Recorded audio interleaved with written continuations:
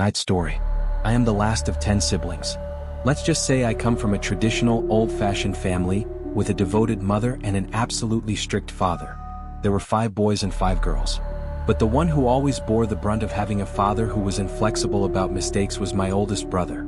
This created a constant conflict at home, something I witnessed as a child, and although it wasn't entirely his fault, he shared the blame, because one has to take responsibility for their own decisions. My brother ended up leaving home very young with no means to support himself, seeking refuge among people who, far from helping him, only pushed him toward disaster. News of him always reached home. Even though my mother did everything possible to keep the youngest from suffering from her anguish, I could not ignore her crying at night when she prayed to God to protect her son, who had fallen into vice, mixing with dangerous people, branded as a criminal and every other degrading label one could imagine. This, besides tearing my mother's soul apart, deepened the bitterness my father felt, caught between remorse, anger, and frustration. He had been extremely harsh with my brother, even in unnecessary ways. I remember times when he would burst into his room before sunrise, dragging him out of bed with shouts to take him to the market to work. He said that was the only way for a man to grow up properly. It terrified me, yet I was grateful not to have been born among the older ones. The situation at home worsened when we learned that my brother had been imprisoned. I remember the day clearly. We were all sitting at the table for lunch when a friend of my father's, who worked at the police station, quietly crossed the terrace and went straight to the kitchen without a word. My mother and father, forks in hand, just looked at each other, got up and followed him. Suddenly, my mother let out a heart-wrenching scream and ran to her room, where she locked herself in for days. Months passed and my father changed. He became distant, silent, his gaze always wandering. He no longer cared if we ran from the living room to the kitchen, dirtying the walls, or played barefoot in the yard, things that would have previously earned us a scolding and at least the threat of 3 cane strikes on the shins.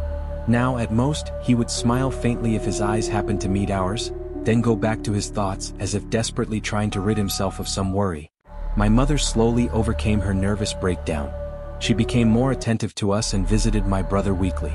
Whenever she returned, she would tell us he was studying, that he felt well, that he missed us. We listened closely, all except my father, who on those days would leave until the next morning to avoid speaking about it with her. One afternoon, my mother came home with the news that my brother would finally be released from prison, that he wanted to see us, to return home, to reconcile with my father. She was so happy she bought things to make a special meal and spent hours praying, thanking God for saving her and her son. The joy didn't last. That same night, the news arrived that my brother had been murdered, stabbed in his cell by one of the men he had once worked with. My mother's reaction was silence. Her face went expressionless. I remember seeing her walk from the kitchen to the living room with a cup of coffee in her hands, pull a chair from the dining table, sit quietly, resting her cheek on her palm, staring at the door. She didn't cry, but I could feel her soul breaking into pieces. I have never seen sadness so close as I did that day. The next day was worse. The coffin with my brother's body arrived at our home around 4 in the afternoon. We moved the dining table into the kitchen, stacking some cans and boxes to make space. My father sat in the back of the yard, refusing to enter the house all day. When the prayers ended, we stood holding hands for several minutes. At one point, an aunt asked me to fetch my father as they were about to take the coffin out. As I entered the hallway toward the kitchen, I saw my father standing at the patio door, looking toward the dining area. Suddenly, there was a loud crash, the cans and boxes against the wall as if someone had thrown them. My father tried to step back but fell on his back. Everyone rushed to see what was happening, and we all watched as the huge, heavy table rolled across the kitchen and slammed against the wall. My father remained on the ground while we stared in shock, trying to understand. Finally, we approached, and the kitchen walls were covered in black stains as if there had been a fire. My uncles and a brother tried to help my father up, but he wouldn't stand. He was staring fixedly at a corner of the kitchen, curled up like a frightened child, almost unable to speak. Suddenly, he screamed my older brother's name and began writhing on the floor, crying out in pain. It was the first time I had seen him cry. He clutched his head, looked everywhere, and kept saying, "I'm sorry, I'm sorry." Nobody could calm him. He shook violently and screamed until he passed out. They carried him to his room, and as they passed by the coffin, the front door flew open violently, then slammed shut. We all went silent again. That night, my father had such a high fever that we feared he would die. After the funeral, we stayed in his room waiting for him to wake.